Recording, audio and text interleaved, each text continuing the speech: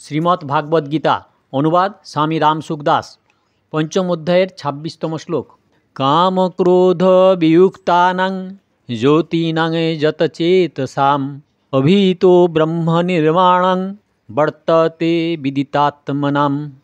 কাম ক্রোধ বর্জিত, সংযত চিত্ত এবং আত্মদর্শী সাংখ্যযোগীগণের উভয় দিকেই দেহ থাকাকালীন অথবা দেহত্যাগের পর সর্বত্রই নির্বাণ ব্রহ্ম পরিপূর্ণ।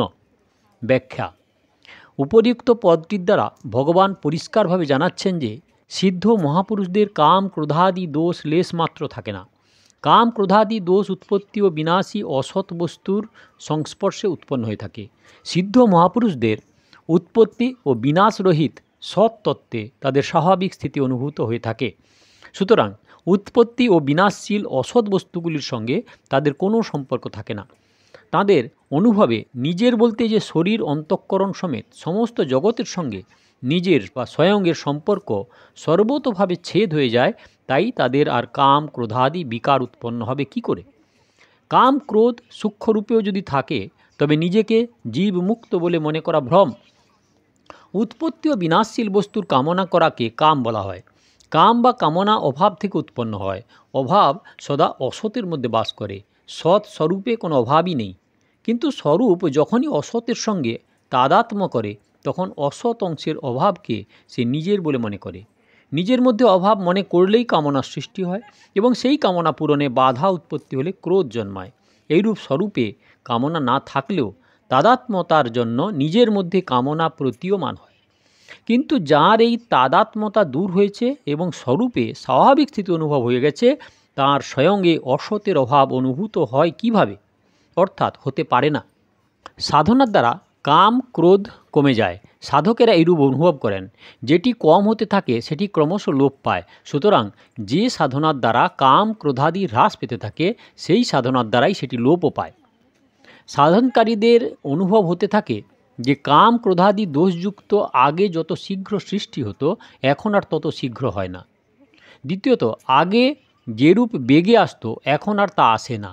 এবং তৃতীয়ত, আগে যত স্থায়ী হতো এখন আর তত স্থায়ী হয় না। কখনো আবার সাধকের এমনও মনে হয় যে কাম ক্রোধের বেগ আগের থেকে বেশি হয়েছে।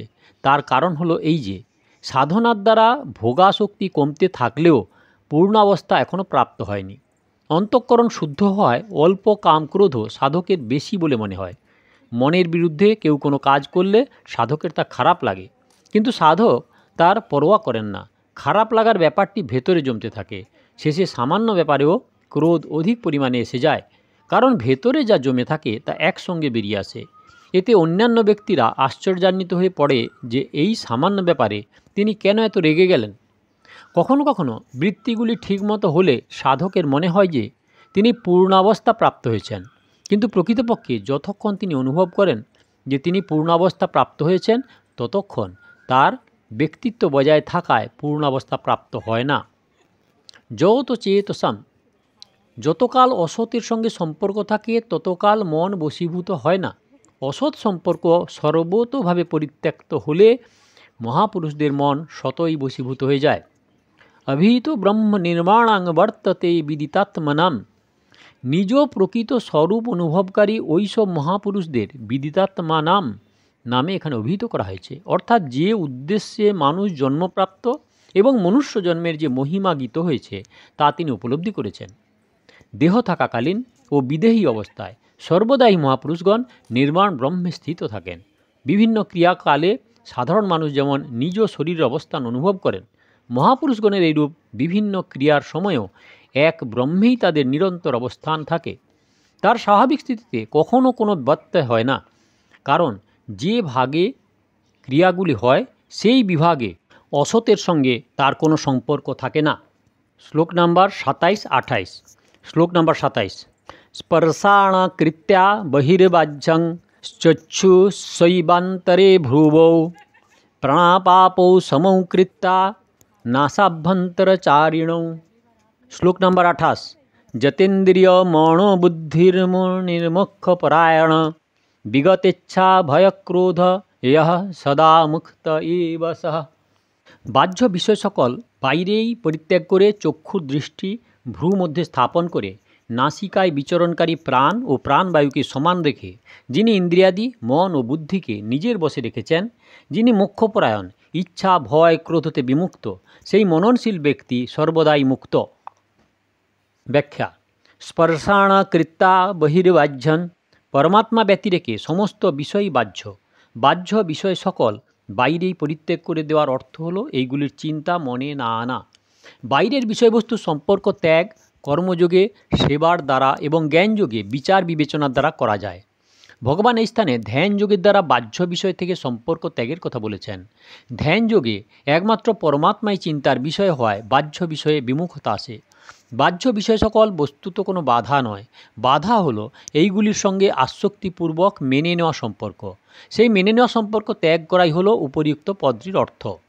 চক্ষুশ্চৈব বান্তরে ভ্রুব, এখানে ভ্রুব অন্তরে পদটির দ্বারা চক্ষুর দৃষ্টি দুই ভ্রু মধ্যে স্থাপন করা বা দৃষ্টিকে নাসিকার অগ্রভাবে স্থাপন করা, দুই অর্থে নেওয়া যেতে পারে। ধ্যানের সময় পুরোপুরি চোখ বন্ধ করে রাখলে লয় দোষ অর্থাৎ নিদ্রা আসার সম্ভাবনা থাকে, এবং চোখ সম্পূর্ণ খোলা থাকলে বিক্ষেপ দোষ আসার সম্ভাবনা থাকে। এই দু প্রকার দোষ দূর করার জন্য চক্ষু অর্ধমুদ্রিত করে দৃষ্টি দুই ভুরুর মধ্যস্থলে স্থাপন করার কথা বলা হয়েছে। প্রাণ পাপ ও সমৌ কৃত্তা নাসাভ্যন্তরচারিণৌ, নাসিকা থেকে যে বায়ু বহির্গত হয় তাকে বলা হয় প্রাণবায়ু, এবং যেটি নাসিকার মধ্যে গ্রহণ করা হয় তাকে বলা হয় অপান বায়ু। প্রাণবায়ুর গতি হয় দীর্ঘ এবং অপান বায়ুর গতি লঘু হতে থাকে। এই দুটিকে সমান করার জন্য প্রথমে বাম নাসিকা দ্বারা অপান বায়ু ভেতর প্রবেশ করিয়ে ডান নাসিকা দ্বারা প্রাণবায়ুকে বাইরে আনতে হয়। আবার ডান নাসিকা দ্বারা অপান বায়ুকে ভেতরে টেনে নিয়ে বাম নাসিকা দ্বারা প্রাণবায়ু বাইরে ত্যাগ করতে হয়। এই দুই ক্রিয়াতে সমান সময় লাগা উচিত। এইভাবে নিত্য অভ্যাস করলে প্রাণ এবং আপান বায়ুর গতি সম, শান্ত এবং সূক্ষ্ম হয়ে থাকে। যখন নাসিকার বাইরে, ভেতরে বা কণ্ঠদেশে বায়ুর স্পর্শ অনুভূত হবে না, তখন বুঝতে হবে যে প্রাণ আপানের গতি সমান হয়েছে। এই দুটির গতি সমান হলে পরমাত্মা যদি উদ্দেশ্য হন, স্বাভাবিকভাবে মনে পরমাত্মার চিন্তা এসে যায়। ধ্যান যোগে এই প্রাণায়ামের প্রয়োজনীয়তা থাকে, তাই উপরে লিখিত পদটিতে এটিতে উল্লেখ করা হয়েছে যতেন্দ্রিয় মন বুদ্ধি। প্রত্যেক মানুষেরই ইন্দ্রিয় এবং বুদ্ধির সম্পর্কে জ্ঞান থাকে। ইন্দ্রিয় ও বুদ্ধির মধ্যস্থলে হলো মনের নিবাস। মানুষকে লক্ষ্য করতে হবে যে তার মনের উপর ইন্দ্রিয় জ্ঞানের প্রভাব পড়ে না বুদ্ধির জ্ঞানের উপর পড়ে, নাকি দুটি জ্ঞানেরই আংশিক প্রভাব পড়ে। ইন্দ্রিয়াদির জ্ঞানে সংযোগের প্রভাব পড়ে এবং বুদ্ধির জ্ঞানে পড়ে পরিণামের। যে মানুষের মনে কেবলমাত্র ইন্দ্রিয় জ্ঞানের প্রভাব থাকে সে সংযোগজনিত সুখ ভোগে ব্যাপৃত হয়, আর যার মনে বুদ্ধির জ্ঞানের প্রভাব থাকে সে পরিণামের দিকে দৃষ্টি থাকায় সুখভোগ ত্যাগ করতে সমর্থ হয়। ন তেনু রমতে বুধ। প্রায়ত সাধকের মনে আংশিক রূপে ইন্দ্রিয় এবং বুদ্ধি দুই জ্ঞানেরই প্রভাব থাকে। তাঁদের মনে ইন্দ্রিয় এবং বুদ্ধির জ্ঞানের মধ্যে দ্বন্দ্ব চলতে থাকে। সেই জন্য তারা বিচার বিবেচনাকে গুরুত্ব দিতে পারেন না এবং যা করতে চান তা করে উঠতে পারেন না। এই দ্বন্দ্ব ধ্যানের পথে বাধা স্বরূপ। সুতরাং এখানে মন, বুদ্ধি এবং ইন্দ্রিয়গুলিকে বশীভূত করার অর্থ হলো যে মনের উপর কেবলমাত্র বুদ্ধির জ্ঞানের প্রভাব যেন থাকে, ইন্দ্রিয়াদির জ্ঞানের প্রভাব সর্বতোভাবে যেন দূর হয়। মুনির মোক্ষপরায়ণ, যার পরমাত্মা প্রাপ্তি করাই লক্ষ্য হয়ে থাকে, এইরূপ পরমাত্মা স্বরূপের মননকারী সাধককে এই স্থানে মোক্ষপরায়ণ বলে চিহ্নিত করা হয়েছে। পরমাত্মা তত্ত্ব সমস্ত দেশ কাল ইত্যাদিতে পরিপূর্ণ থাকায় সকলেরই সদা সর্বদা প্রাপ্ত হয়ে রয়েছে, কিন্তু উদ্দেশ্য দৃঢ় না হওয়ায় এইরূপ নিত্যপ্রাপ্ত তত্ত্ব অনুভূত হতে বিলম্ব হচ্ছে। যদি দৃঢ়ভাবে একাগ্র উদ্দেশ্য হয় তাহলে তত্ত্ব অনুভূত হতে সময় লাগে না। বাস্তবে প্রথম থেকে এই উদ্দেশ্য স্থির হয়ে আছে, কারণ এই মনুষ্য দেহ তো পরমাত্মা প্রাপ্তির জন্যই পাওয়া। সেই উদ্দেশ্যটি কেবল চিনে নিতে হয়। সাধক যখন এই উদ্দেশ্যটি জেনে যায় তখন তার পরমাত্মা প্রাপ্তির বাসনা উৎপন্ন হয়। এই বাসনা জগতের সমস্ত কামনা দূর করে সাধককে পরমাত্মা তত্ত্ব অনুভব করায়। সুতরাং পরমাত্মা প্রাপ্তির উদ্দেশ্য জানার জন্য এইখানে মোক্ষপরায়ণ শব্দটি প্রযুক্ত হয়েছে। কর্মযোগ, সাংখ্যযোগ, ধ্যানযোগ, ভক্তিযোগ ইত্যাদি সমস্ত সাধনেরই এক দৃঢ় নিশ্চয়তা বা উদ্দেশ্যের অত্যন্ত প্রয়োজন। নিজ কল্যাণ করার যদি দৃঢ় উদ্দেশ্যই না হয়ে থাকে তাহলে সাধন দ্বারা সিদ্ধি কী করে পাওয়া যাবে? তাই এখানে মোক্ষপরায়ণ পদটির দ্বারা ধ্যানযোগে দৃঢ় নিশ্চয় হওয়ার আবশ্যকতার কথা বলা হয়েছে। বিগতেচ্ছা ভয় ও ক্রোধ নিজের ইচ্ছা পূরণে বাধা দানকারী প্রাণীকে নিজের থেকে সবল বলে মনে করলে তার থেকে ভয় উৎপন্ন হয় এবং নির্বল বলে মনে করলে তার উপর ক্রোধ জন্মায়। এইরূপ বাঁচার ইচ্ছা থাকলে মৃত্যুতে ভয় হয় এবং অপরের দ্বারা নিজ ইচ্ছা পূরণের বা অন্যের উপর নিজ অধিকার কায়েম করার ইচ্ছা থেকে ক্রোধ উৎপন্ন হয়। সুতরাং ভয় বা ক্রোধ এই দুটিতেই ইচ্ছাই মুখ্য। মানুষের যদি ইচ্ছা পূরণ করার উদ্দেশ্য না হয় এবং পরমাত্মা প্রাপ্তি করাই যদি একমাত্র লক্ষ্য হয়, তাহলে ভয় এবং ক্রোধ সহ সমস্ত ইচ্ছা সম্পূর্ণ তিরোহিত হয়। ইচ্ছা সম্পূর্ণভাবে দূর হলে মানুষ মুক্ত হয়ে যায়, কারণ বস্তু সামগ্রী ও বাঁচার আকাঙ্ক্ষায় মানুষকে জন্ম মৃত্যুর বন্ধনে ফেলে দেয়। সাধককে গভীরভাবে বিচার বিবেচনা করতে হবে যে ইচ্ছা করলেই কি বস্তুগুলির প্রাপ্তি লাভ হয়? বাঁচার ইচ্ছা হলে কি মৃত্যুর হাতে রক্ষা পাওয়া সম্ভব? বাস্তব সত্য হলো এই যে আমরা বস্তুর আকাঙ্ক্ষা পূর্ণ করতে পারি না এবং মৃত্যুর হাত থেকে বাঁচতে পারি না। সেই জন্য সাধক যদি দৃঢ় নিশ্চয় হন যে এক পরমাত্মা প্রাপ্তি বিনা তার আর কিছুই প্রয়োজন নেই, তাহলে তিনি তখনই মুক্ত হতে পারেন। কিন্তু যদি বস্তু এবং বাঁচার আকাঙ্ক্ষা থাকে, তাহলে সেই ইচ্ছা তো কখনোই পূর্ণ হয় না, বরং মৃত্যু ভয় থেকেও রক্ষা পাওয়া যায় না বা ক্রোধের হাত থেকেও মুক্তি মেলে না।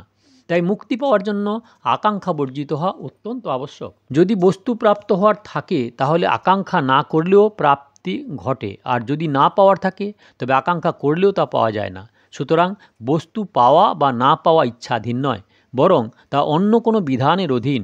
যে বস্তু আমাদের ইচ্ছাধীন নয়, সেই ইচ্ছা পরিত্যাগ করায় কষ্ট কিসের? বস্তু লাভের ইচ্ছা যদি পূর্ণ হতো, তবে সেটি পূর্ণ করার জন্য চেষ্টা করা যেত, এবং যদি বাঁচার আকাঙ্ক্ষা পূর্ণ হতো, তাহলে মৃত্যু থেকে বাঁচার চেষ্টা করা যেত। কিন্তু ইচ্ছানুসারে বস্তু সামগ্রী পাওয়া যায় না বা মৃত্যুর হাত থেকে রক্ষা পাওয়া যায় না। বস্তু সামগ্রীর আকাঙ্ক্ষা না থাকলে জীবন আনন্দময় হয়ে ওঠে, আর যদি বাঁচার ইচ্ছা না থাকে, তাহলে মৃত্যু আনন্দময় হয়ে ওঠে। জীবন তখনই কষ্টদায়ক হয় যখন বস্তু সামগ্রীর আকাঙ্ক্ষা থাকে, আর মৃত্যুও তখনই কষ্টময় হয় যখন বাঁচার আকাঙ্ক্ষা থাকে। তাই যিনি বস্তু সামগ্রী এবং বাঁচার আকাঙ্ক্ষা সর্বতোভাবে ত্যাগ করেছেন, তিনি জীবিত অবস্থায় মুক্ত হয়ে যান, অমর হয়ে যান। সদা মুক্ত এব সহ। উৎপত্তি ও বিনাশশীল বস্তুগুলির সঙ্গে নিজ সম্পর্ক স্থাপন করাই হলো বন্ধন। এই মনে করা সম্পর্ক সর্বতোভাবে পরিত্যাগ করাই হলো মুক্তি। যে মুক্তি লাভ করেছে তার উপর কোনো ঘটনা, পরিস্থিতি, নিন্দা, স্তুতি, আকুলতা, প্রতিকূলতা, জীবন মরণ ইত্যাদি কোনো কিছুরই প্রভাব পড়ে না।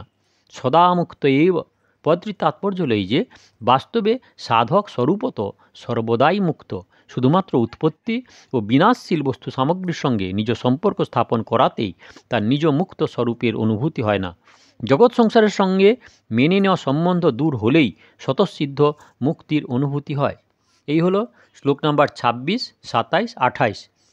দয়া করে সাবস্ক্রাইব করুন, ভালো লাগলে লাইক করুন, শেয়ার করুন, আর পুরনো ভিডিও দেখতে হলে কাকন বাসুতে ক্লিক করে ভিডিও দেখুন, আর আগের ভিডিও দেখতে হলে অপেক্ষা করুন।